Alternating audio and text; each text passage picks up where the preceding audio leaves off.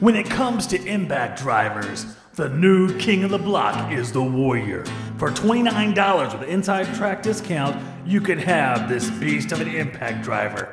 He will drive any screw, he will destroy any project, and he will be the only one you'll ever need.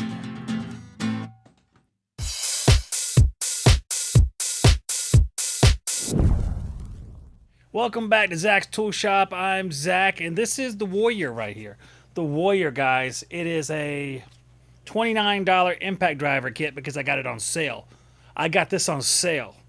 This is the economy brand from Harbor Freight, which should tell you something. A lot of people don't like Harbor Freight. Well, this is the worst impact driver there, or is it? We're going to find out today by doing some actual testing with it. We're going to test its capabilities. I did smoke it a little bit, but it wasn't on camera, but it got a little warm for part of the testing. Unfortunately, I couldn't show that, but it performed fine afterwards. So it's doing just fine. If you like Warrior, you can get this battery for it. And that's about it. And you can get a charger that takes until Christmas time, but it doesn't mean it's not a good impact driver. And I may attach a Makita battery to it in a different video just to see if there's a difference.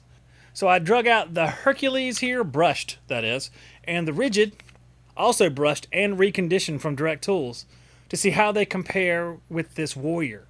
Let's find out. Here is the Dyno Run for the Warrior. Let's see how many PSI I can push out in 10 seconds.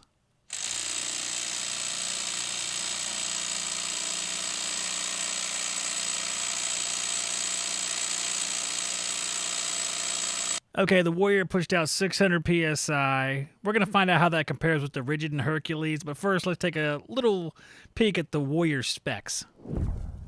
The Warrior impact driver is 7 inches long and about 8 3/4 inches tall with the battery on. The weight of the Warrior with the battery is 2.9 pounds or just over 1,300 grams. The Warrior runs at an RPM of 2,723. The one Warrior battery available is a 1.3 amp hour with no battery fuel gauge. The light is a little subpar and is only illuminated when you pull the trigger. And the charger charges slow. So let's head back to the dyno and add in the Hercules HC81B and the Rigid R86002 to see how they compare.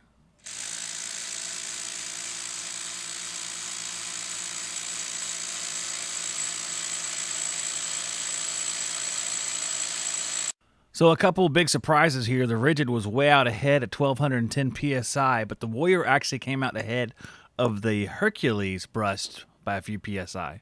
If you look real close at the first part of the test, you can see the Hercules gets off to a quicker start, which may serve it well in driving in screws, but in the end, the Warrior won. In the next segment, we're going to test and see how these impact drivers drive in these fasteners. We have 2 3-inch coated decking screws, 3 2.5-inch coated decking screws, and 1 2.5-inch lag bolt. Let's see how fast they can drive them in. Since there's no battery health bar on these batteries for the Warrior, what I do is I can check the voltage and make sure the voltage is above 20 volts whenever I start the test, and that's sort of a rough indicator that it's charged up.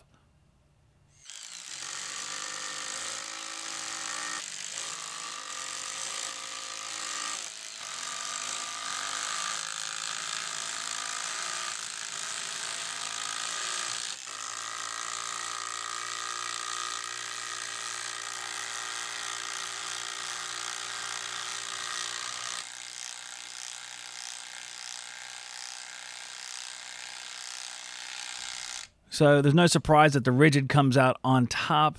It looks like the Hercules having that early burst of torque helps it drive in these fasteners and puts it a little bit ahead of the Warrior in this test. Just so all of you know, these batteries are charged before each test, or I use a fresh battery in the case of the Rigid or Hercules to make sure the test is fair. In the final test we do, I'm going to put some impact-rated spade bits in each one of these tools and see how quickly they can drill holes in this 3-inch pine board. In this test, I'm using spade bits that range in 1/4 inch in size up to 3/4 inch in size, and they are self-feed impact-rated spade bits.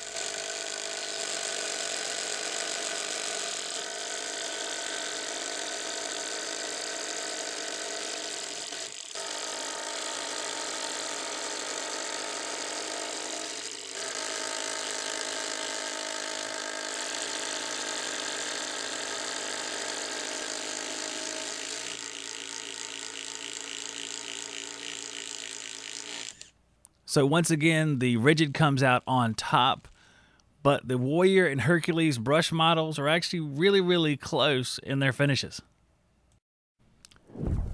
According to the height in millimeters, length in millimeters, weight in grams, the Warrior 58523, that's our model number, has a point score of 22.89 in our size and weight category. That'll be subtracted from the total.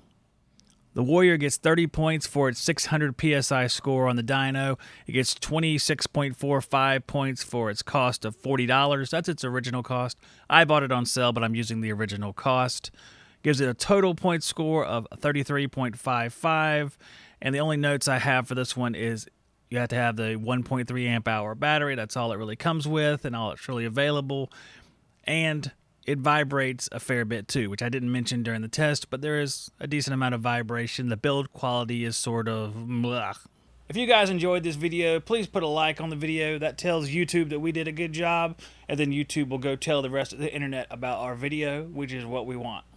Also, please take time to leave a comment below about what you thought of the test, what you'd like to see tested in the future, what type of tools you'd like to see tested, because it's just not impact drivers and drills and stuff like that.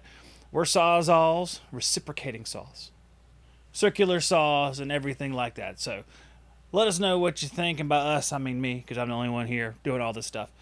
And I'll see you on the next one.